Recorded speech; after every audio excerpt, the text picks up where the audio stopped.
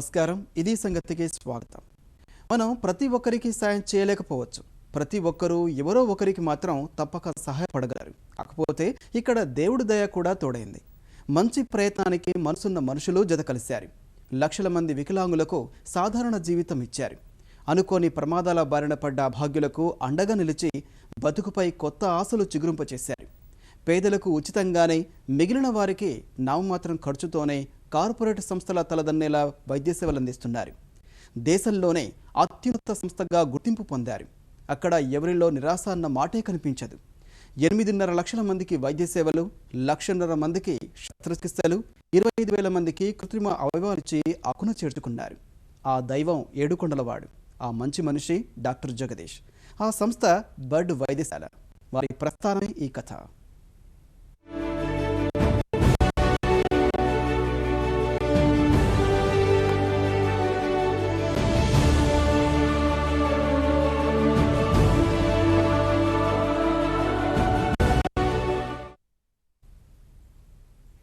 తుంటి ఎముక లేకుండా పుట్టిన బాలుడు ఫుట్బాల్ క్రీడాకారుడయ్యాడు. జన్మతః 2 కాళ్లు వంకర్లు తిరిగిపోయిన చిన్నారి బిరబిరా పరుగులెడుతున్నాడు. ద్విచక్ర వాహన ప్రమాదంలో వెన్నుముక విరిగిపోవడంతో పాక్షిక పక్షవాతంతో బాధపడుతున్న యువకుడు తిరిగి నడవగలుగుతున్నాడు. కొబ్బరి చెట్టు పైనుంచి కిందపడి నడుము విరిగి కూర్చోవడానికి చేతగాని వ్యక్తి ఊతకర్రతో నిలబడుతున్నాడు. మోకాళ్ల కీళ్లు అరిగి జీవిత చరమాంకంలో మంచానికి పరిమితం అవ్వాల్సిన ముదుసలి వడివడిగా అడుగులు వేస్తున్నారు.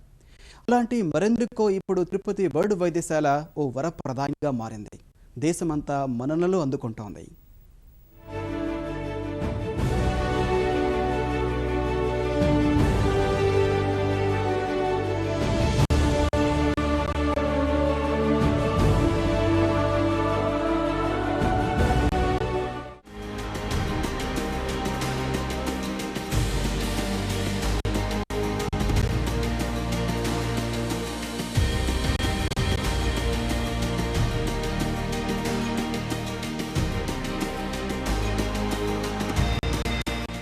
ఆ దేవదేవుని చల్లని ఆశీస్సులతో, ఒక మహాపురుషుడి సంకల్ప బలంతో, మంచి మనసున్న వ్యక్తి విరామమెరుగని పరిశ్రమతో, ఖచ్చితంగా చెప్పాలంటే 30 ఏళ్ల ప్రస్థానం, లక్షల మంది జీవితాల్లో కొత్త వెలుగులు.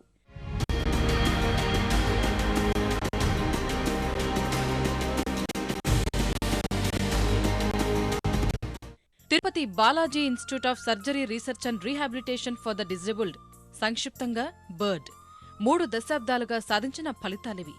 సదాశయానికి జీవితమే అంకితమిచ్చి మరెన్నో జీవితాన్ని తీర్చిదిద్దిన ఓ వైద్యుడి విజయగాథ ఇది.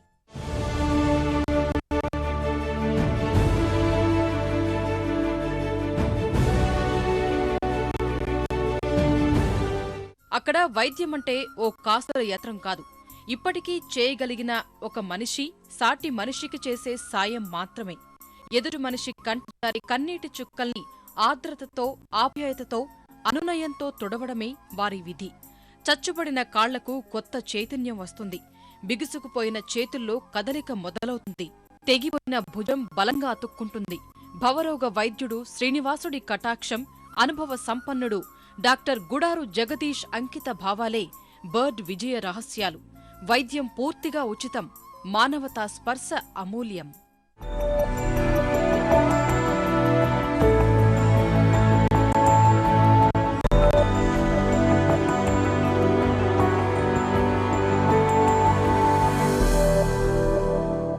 ఏ జాతీయ వైద్య విజ్ఞాన సంస్థకు తక్కువ కాని సాధన సంపత్తి ఉందక్కడ. వైద్య నిపుణులైతే తమదైన విభాగంలో దిగ్గజాలే. బర్డ్ ఏ రోగిని నిరాశపరచదు. ఏ రుగ్మతకు పరిష్కారం లేదని చెప్పదు. అడుగు పెడితే సగం స్వస్థత చేకూరినట్టే. తెల్ల కార్డుతోనే జరిగిపోయే శస్త్రచికిత్సలన్నీ చూసి కార్పొరేట్ వైద్యం తెల్లమొహం వెయ్యాల్సిందే. అక్కడ రోగి నారాయణుడితో సమానం. అరల్లోని ఔషధాలకు ప్రసాదమంత మహత్తు. ఆపరేషన్ థియేటర్లో జరిగే ప్రతి శస్త్రచికిత్స శుక్రవారపు అభిషేకమంత భక్తిపూర్వకం.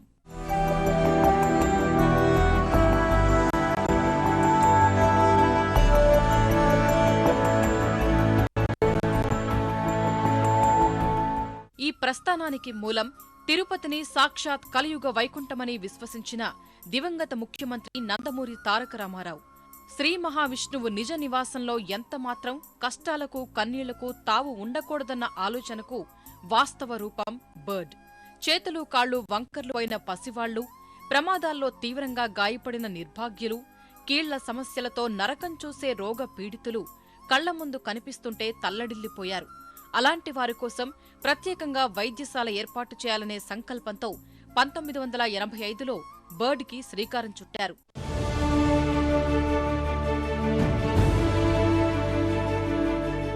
ప్రారంభంలో 50 పడకలతో పోలియో బాధితులు, తిరుమల యాత్రకు వచ్చి ప్రమాదానికి గురైన వారు, తీతీదే ఉద్యోగులకు వైద్య సేవలు అందించేవారు. తిరుమల తిరుపతి దేవస్థానం కూడా తన వంతుగా బర్డ్ ఆసుపత్రిని ప్రోత్సహిస్తూ దేశవ్యాప్త శిబిరాల ఏర్పాటుతో ఉచిత పోలియో శస్త్రచికిత్సలు నిర్వహించింది. ఆ ప్రయత్నానికి వైద్యుల చిత్తశుద్ధి, వైద్య సేవల నాణ్యత, విస్తృత ప్రచారం తోడై రోగుల సంఖ్య పెరిగింది. 1995 సంవత్సరంలో Sri Venkateswara Institute of Medical Science SVIMS దగ్గర 20 ఎకరాల సువిశాల ఆవరణలో 7 ఆపరేషన్ థియేటర్లు, అత్యాధునిక ఫిజియోథెరపీ కేంద్రం, కృత్రిమ అవయవాల తయారీ, ఏర్పాటు కేంద్రంతో ఇలా సకల సదుపాయాలతో నూతన భవనం రూపుదిద్దుకుంది. పెరుగుతున్న రద్దీకి అనుగుణంగానే సౌకర్యాలు విస్తరిస్తూనే ఉన్నారు. వైకల్య చికిత్సలకు బర్డ్ని ఓ విజ్ఞాన సర్వస్వంగా తీర్చిదిద్దారు. తెలుగునాట 1998లో తొలి కీళ్ల మార్పిడి శస్త్రచికిత్స విజయవంతంగా ఇక్కడే నిర్వహించారు. మోకాళ్ల నొప్పితో విలవెల్లాడే వారికి ఆర్థోస్కోపీ శస్త్రచికిత్సలు, ఫ్రాన్స్ నుంచి తెప్పించిన ఆధునిక పరికరాలతో ఎముకలు జారిపోయినా విరిగిపోయినా అతికిస్తూ వైద్య సేవలు అందిస్తున్నారు. తీవ్ర ప్రమాదాల్లో ముక్కలైపోయిన ఎముకల్ని సైతం తేడా తెలియనంత నైపుణ్యంగా అతికించగలుగుతున్నారు. రష్యా నుంచి దిగుమతి చేసుకున్న పరికరాలు, స్విట్జర్లాండ్ సాయంతో అందుబాటులోకి వచ్చిన సాంకేతిక పరిజ్ఞానంతో పుట్టుకతోనే ఉన్న పొట్టికాళ్లు పొడుగు చేస్తున్నారు. అమెరికా యంత్రాలతో తుంటి కీళ్లు, మోకాళ్లు మారుస్తున్నారు. బర్డ్లో నిత్యం 8 మంది నిష్ణాతులైన వైద్య నిపుణులు, 250 మంది సహాయక సిబ్బందితో 20 మంది రోగులకు శస్త్రచికిత్సలు చేస్తుండగా 1000 మందికి పైబడి వైద్య సేవలు అందిస్తున్నారు. 2 తెలుగు రాష్ట్రాలైన ఆంధ్రప్రదేశ్, తెలంగాణ, పొరుగున ఉన్న దక్షిణాది రాష్ట్రాలు, తమిళనాడు, కర్ణాటక నుంచే కాకుండా ఉత్తరాది రాష్ట్రాల నుంచి అధిక సంఖ్యలో రోగులు వచ్చి వైద్య సేవలు పొందుతున్నారు. కొంచెం పెయిన్స్ అవి ఉన్నాయి కానీ వాళ్ళు ఇచ్చిన హోప్స్ వేరే వాళ్ళని చూస్తున్నాము. ఇలాంటి పిల్లల్ని స్టేజ్ వారీగా ఎలా వస్తుంది అని చూసి స్వామి దయతో అడ్మిట్ చేయడము, చేంజెస్ చూస్తున్నాము. ఫస్ట్ భయంతో వచ్చాం సార్, ఎలా ఉంటుందో ఏమో, ఊరు వస్తున్నాం, ఎలాంటి ట్రీట్మెంట్ ఉంటుందని భయంతో వచ్చాము. ఇంప్రూవ్మెంట్స్ చూసేటప్పటికి నా పాప కూడా అలా అవుతుంది అన్న హోప్స్ ఉన్నాయి. ఒకప్పటికన్నా ఇప్పటికి ట్రీట్మెంట్ బాగుందండి. బీదోళ్ళు కానీ కోటేశ్వర కానీ ఎవరు కానీ అంతా ఒకటేలాగా చూసుకుంటాడు. బాగానే ఉంది ట్రీట్మెంట్, మేడం అంతా బాగానే చూసుకుంటాడు, బాగానే చూపిస్తాడు. దాదాపు 4 ఏళ్ళు ఖర్చు ఇబ్బంది పడ్డా సార్. 2-3 లక్షలు ఖర్చు అయింది నాకు కూడా. ఏ మంది అన్నా ఇక వాటమే సార్. మరి పని చేసావు, నేను మంచిగా పని చేసిన వెనక ఇక అయినాక మా ఊరు ఆయన ఇంజమనంతరాయ గారు అని ఇక్కడికి వచ్చి 2 చెప్పులు ఒకసారి వేసారు. బంగారం వాళ్ళ చేనుకి తిరుగుతుంది సారు, గొడ్ల కూడా కాస్తాడు. ఇట్ట పని బస్సులు అని నాకు చెప్తే నేను కూడా వచ్చిన. గతంలో వైకల్య చికిత్సకు జైపూర్ ప్రత్యేకగా చెప్పుకుంటుండగా ఇప్పుడు తిరుపతి బర్డ్ వైద్యశాల దేశంలోనే అగ్రస్థానంలో నిలుస్తోంది. అక్కడ చికిత్స పొంది వైకల్యం నయం చేసుకున్న వారి ద్వారా తెలుసుకుని సంవత్సరాల తరబడి ఎముకల రోగాలతో బాధపడిన రోగులు అధిక సంఖ్యలో బర్డ్ ఆసుపత్రికి వస్తున్నారు. పేరు ఎలా పెట్టారో నాకు తెలియదు కానీ రెక్కలు తెగిపోయిన పక్షులు ఇక్కడ వస్తే రెక్కలు ఇచ్చి పంపిస్తారండి బర్డ్ హాస్పిటల్ అంటే. అంత అద్భుతం అన్నమాట. అసలు ట్రీట్మెంట్ కానీ, ఇక్కడ నర్సెస్ సిస్టర్స్ యొక్క ఆదరణ కానీ, డాక్టర్స్ మాట్లాడే విధానం కానీ, వాళ్ళు ఇచ్చే హోప్ కానీ, అన్నిటికీ మించి ఇచ్చే కాన్ఫిడెన్స్ అండి మెయిన్. ప్రతి పేషెంట్ కూడా వెల్ హ్యాపీ మాట. ఎముకలు వాటికి విరిగిన వాటికి ఇక్కడ చాలా బాగా చేస్తారని చాలా మంది దగ్గర విన్నాను సార్. నేను అనుకున్న విధంగానే ఇక్కడ ట్రీట్మెంట్ కానీ, రిసీవింగ్ కానీ అన్నీ చాలా బాగున్నాయి సార్. నైట్ టైం కూడా సిస్టర్స్ అంతా టైం మెడిసిన్స్ ఇస్తున్నారు, అన్నీ బాగా చూసుకుంటున్నారు సార్. ఏదైనా పేషెంట్కి ఇబ్బంది కలగకోకుండా కంపల్సరీ పేషెంట్ను రిసీవ్ చేసుకుంటున్నారు సార్. కంపల్సరీ లోపల ఒకవేళ వాళ్ళు ల్యాబ్లో ఉన్నా కూడా ఇట్లా పేషెంట్ రమ్మన్నారు అంటే కనుక కంపల్సరీ రిసీవ్ చేసుకుంటున్నారు. నాకు దాదాపు 10 సంవత్సరాలు సార్ ఈ మోకాళ్ళ నొప్పులు వచ్చి. అయితే చాలా ట్రీట్మెంట్ చేసుకున్నాను కానీ ఎక్కడ తగ్గలేదు సార్. ఇది ఆఖరికి మొక్క చెప్పులు అరిగిపోయినాయి అన్నారు. ఇప్పుడు వచ్చి వేసి ఇక్కడ చేస్తున్నారని తెలిసి ఇక్కడికి వచ్చాం సార్. 8 నెలలు అవుతుంది. ఒక కాలుకి చేశారు, బాగా ఫ్రీ అయింది, మంచిగా ఉంది సార్. ఈ రెండో కాలుకి మళ్ళీ మన 3వ రోజు అడ్మిట్ అయ్యి చేయించుకున్నాం సార్. ప్రపంచ ఆరోగ్య సంస్థల నివేదికల మేరకు అంతర్జాతీయంగా ఉన్న పోలియో రోగుల్లో సగం మంది భారత్ నుంచే. వారందరినీ ఆదుకోవడానికి బర్డ్లోని ఆ విభాగంలో సేవలు విస్తృతం చేశారు. ఆ ప్రయత్నంలోనే ఇప్పటివరకు పంజాబ్, ఉత్తరప్రదేశ్, పుదుచ్చేరి, రాజస్థాన్, జార్ఖండ్, తమిళనాడు, పశ్చిమ బంగా, తెలంగాణ తదితర రాష్ట్రాల్లో వందల పోలియో శిబిరాలు నిర్వహించారు.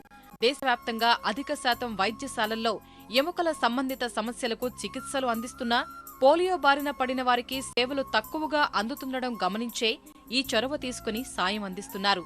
తొలుత వైద్య సేవలు, చికిత్సలకు పరిమితమైన బర్డ్ వైద్యశాల తదనంతర కాలంలో వైకల్య చికిత్సలు పొందిన వారికి అవసరమైన కృత్రిమ అవయవాలు తయారీ కేంద్రాన్ని ప్రారంభించింది. దేశవ్యాప్తంగా వివిధ రోగాలతో శస్త్రచికిత్సలు చేయించుకున్న 25,000 మందికి అక్కడే తయారు చేసిన కృత్రిమ అవయవాలు అమర్చారు. రోజుల పసికందు మొదలు 60 సంవత్సరాలు పైబడి మోకాళ్లు అరిగిపోయిన వృద్ధులకు మరో జీవితం ప్రసాదిస్తున్నారు.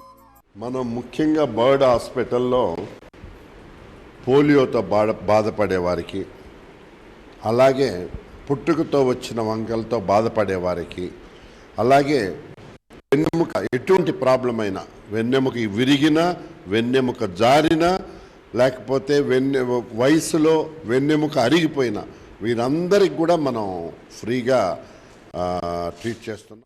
తొలుత బర్డ్ కోసం తిరుమల తిరుపతి దేవస్థానం ఏటా 5 కోట్ల రూపాయల నిధులు ఇచ్చేది. ఇప్పుడు ఆ మొత్తం 25 కోట్లకు చేరింది. మరో 60 కోట్ల రూపాయల వరకు భక్తుల నుంచి విరాళాలు సేకరించారు. వాటిపై వచ్చే వడ్డీ వైద్యశాల అభివృద్ధికే కేటాయిస్తున్నారు. అవుట్ పేషెంట్, ఇన్పేషెంట్ల రద్దీ తట్టుకోవడానికి మరో ఓపీ విభాగం నిర్మిస్తున్నారు.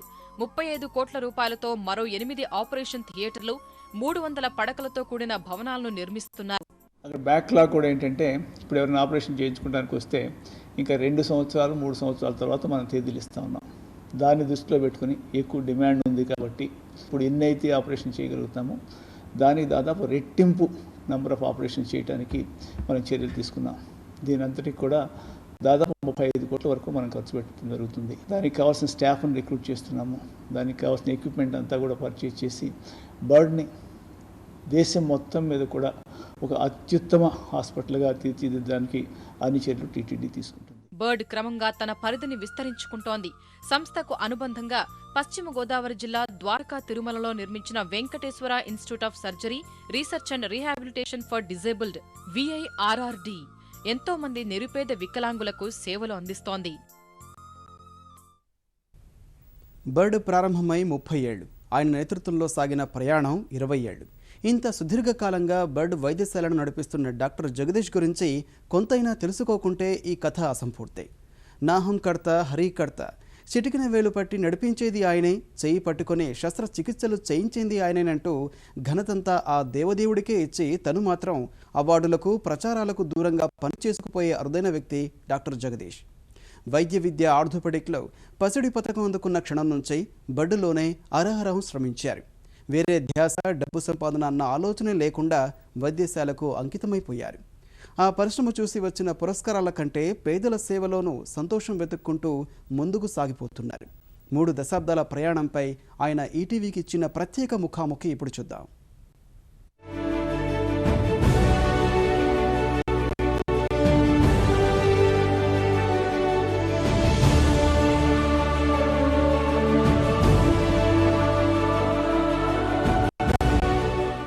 గడిచిన 31 సంవత్సరాల కాలంలో 8.5 లక్షల మంది రోగులకు వైద్య సేవలు అందించడం, దాదాపు 1,20,000 మందికి శస్త్రచికిత్సలు చేయడం, 25,000 మందికి దేశవ్యాప్తంగా ఆయా ప్రాంతాల్లో శస్త్రచికిత్సలు చేసి పూర్తి స్థాయిలో స్వస్థత చేకూర్చిన బర్డ్ హాస్పిటల్కి సంబంధించి బర్డ్ హాస్పిటల్ నిర్వహిస్తున్న డైరెక్టర్ డాక్టర్ జగదీష్ మన దగ్గర ఉన్నారు. వారిని అడిగి మరిన్ని వివరాలు తెలుసుకుందాం. అసలు ఈ ఆసుపత్రికి వచ్చే రోగులు ఏ విధంగా బయటకు వెళ్తున్నారు, 31 సంవత్సరాల కాలంలో ఆయన శస్త్రచికిత్స చేస్తున్న సమయంలో కానీ, చికిత్స చేస్తున్న సమయంలో కానీ ఎదుర్కొన్న సవాళ్ళు ఏంటి, రోగులకు ఏ విధమైన వైద్య సేవలు అందిస్తున్నారన్న విషయాలు తెలియజేసేందుకు, అదేవిధంగా 24 గంటలు నిత్యం ఆసుపత్రిని ఒక కుటుంబంగా భావిస్తున్న సమయంలో కుటుంబానికి ఏ విధమైన ప్రాధాన్యత కల్పిస్తున్నారన్న విషయాలు తెలియజేసేందుకు మన దగ్గర డాక్టర్ జగదీష్ ఉన్నారు. వారిని మరిన్ని రోజులు తెలుసుకుందాం. సార్, ఇప్పుడు ఒక రకంగా చెప్పాలంటే మీకు బర్డ్ ఆసుపత్రి ఒక పెద్ద కుటుంబంగా భావిస్తున్నారు.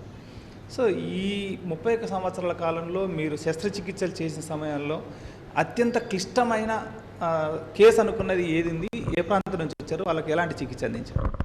నా ఈ సర్వీస్లో బర్డ్ హాస్పిటల్ దాంట్లో చెప్పుకోదగ్గ నాటివి ఛాలెంజింగ్ కేసులు అన్నటివి చాలా ఉన్నాయి. అందులో పుట్టుకతోనే తుంటి కీలు అనేది లేకుండా పుట్టడం అనేది చాలా రేర్గా ఉండే జబ్బు. మనకు సాధారణంగా తుంటి కీల్లో బాలు సాకెట్ రెండు ఉంటాయి. ఈ సాకెట్లో చిన్న బంతి ఉండి దాని నుంచి తొడ ఎముక కనెక్షన్ లేకుండా పుట్టినటివి, ఆ తొడ ఎముక కూడా పొట్టిగా ఉండిపోయి పుట్టినటివి చాలా ఉంటాయి.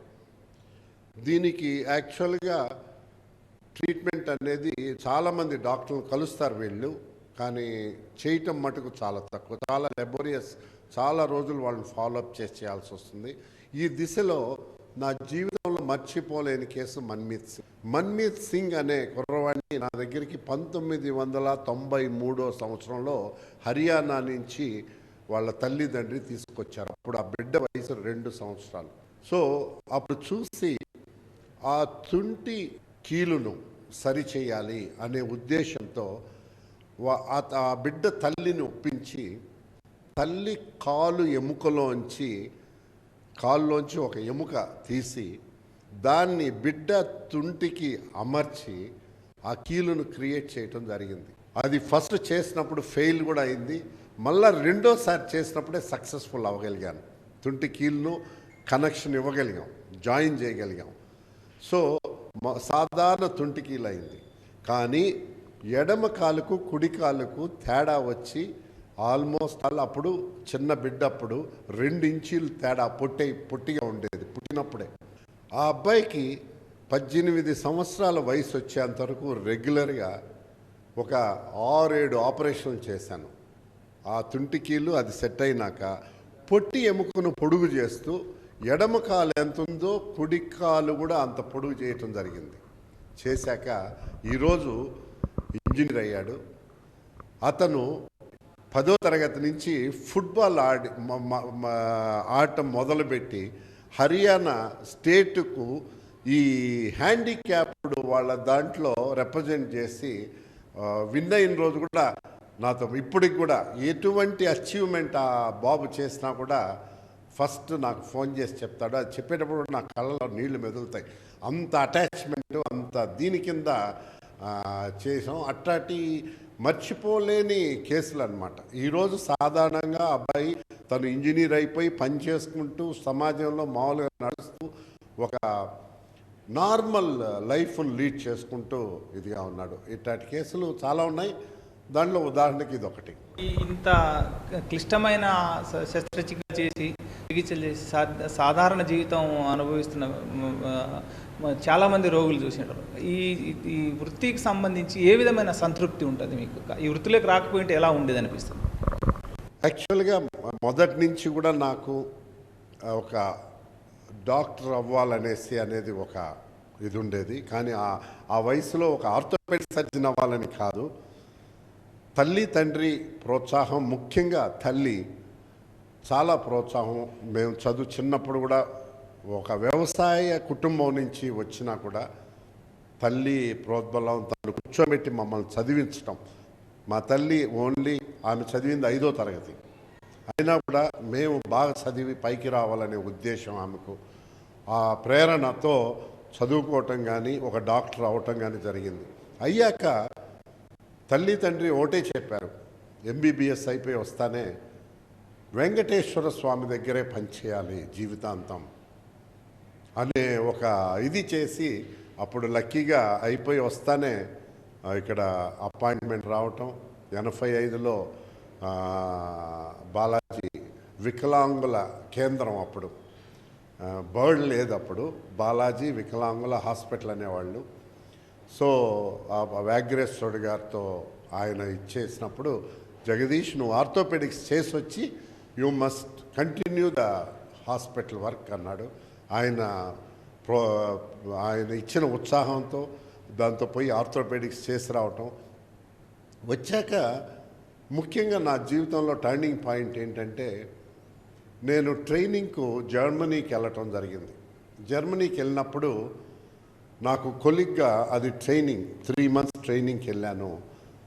ప్రొఫెసర్ కాండో అనే ఒక ఆయన ఉండేవాడు, చాలా డెడికేటెడ్ ఆర్థోపెడిక్ సర్జన్. కీళ్ళ మార్పిడి మీద అధ్యయనం కోసం వెళ్ళాను. అప్పుడు ఉదయం 6:30కంతా హాస్పిటల్కి వచ్చేవాళ్ళు. సాయంకాలం వాళ్ళు ఎప్పుడు తిరిగి ఇంటికి వెళ్తారో వాళ్ళకి తెలియదు. వాళ్ళని ఒక ప్రశ్న అడిగాను, ఎందుకు మీరు ఉదయం వస్తారు, సాయంకాలం వరకు పని అయ్యేంత వరకు తిరుగుతూనే ఉంటారు, మీ వర్కింగ్ అవర్ వచ్చి మార్నింగ్ టు ఆఫ్టర్నూన్ 2 o'clock కదా అని అడిగాను. అతను ఒక మాట అన్నాడు, అది నా గుండెల్లో నాటుకుపోయింది. ఈరోజు కూడా అది ప్రతిరోజు గుర్తు వస్తూ ఉంటుంది నాకు. మనం పని చేసేటప్పుడు మనకు ఈ దేశము ఏమిచ్చింది అనేది ఆలోచించే కంటే మనం ఈ దేశానికి ఏం చేశాము అనేది ఆలోచించామంటే మనం రియల్గా ఎంతో చేయగలం. సో అది ఫ్యామిలీ ఎప్పుడూ సపోర్ట్ చేయటం జరుగుతుంది నాకు. పిల్లలు కూడా ఈరోజు పెద్ద బాబు కళ్యాణ్ MCH యూరాలజీ ఇండియాలోనే ఫస్ట్ ర్యాంక్ వచ్చి ఫ్రీ సీట్ మణిపాల్లో చేస్తున్నాడు. అలాగే రెండో బాబు ఆర్థోపెడిక్స్ చేస్తున్నాడు, మేలో అయిపోతుంది. సో అతను కూడా ఇటువంటి సేవాభావం చేసే ఆలోచనలు కూడా ఉన్నాయి. ముందు ఫ్యామిలీ పరంగా ఎటువంటి లేకుండా వాళ్ళ సహకారంతో వాళ్ళ దీంతో వర్క్ అనేది సాటిస్ఫైడ్గా లైఫ్లో అనేది ఉదయం లేచి మనం సాయంకాలం అయ్యేటప్పటికి ఈరోజు మనం ఇంతమందికి సహాయం చేయగలమనే సంతృప్తే ఈ జీవితానికి చాలు. వైద్యం వ్యాపారం అయిపోయింది, వాణిజ్యం అయిపోయింది. MBBS నుంచి బయటకు వస్తానే ప్రైవేట్ ప్రాక్టీస్ పెట్టి డబ్బులు సంపాదించుకుంటారు. కానీ ఇంత పేరు వచ్చిన తర్వాత కూడా మీరు ఇంత మంచి శస్త్రచికిత్స నిపుణులు అయినప్పటికీ విదేశాలకు వెళ్ళాలని కానీ ప్రైవేట్గా ప్రాక్టీస్ చేయాలని కాకుండా ఒక గవర్నమెంట్ ఆర్గనైజేషన్లో చేయాలనే ఆలోచన ఎందుకు? మొదటి నుంచి కూడా బర్డ్ హాస్పిటల్ ఒక బిడ్డలాగా ఇదైపోయింది నాకు. నేను అన్ని దేశాలు వెళ్ళాను, అన్ని దేశాల్లో కూడా ట్రైనింగ్ చేశాను. ముఖ్యంగా వెన్నెముక గురించి నేను ఫ్రాన్స్కు ట్రైనింగ్కి వెళ్ళినప్పుడు వాళ్ళు అన్నారు, ఇక్కడ పని చేయొచ్చు కదా అంటే ఒకటే చెప్పాను, నేను ఇక్కడికి వచ్చింది మీ మెలకువలు, మీ అడ్వాన్స్డ్ టెక్నాలజీ చూసి తెలుసుకొని మా దేశంలో మా పిల్లలకు, మా అంగవైకల్యులకు, వెన్ను వంగిపోయిన వాళ్ళకి చేసేదానికి ఇక్కడికి వచ్చాను అంతే తప్ప ఇక్కడ అదేంటి ఇలా చెప్తున్నారు, అందరూ వచ్చి ఇక్కడ వర్క్ చేసి ఇక్కడే ఉండాలనుకుంటారు కదా అన్నారు.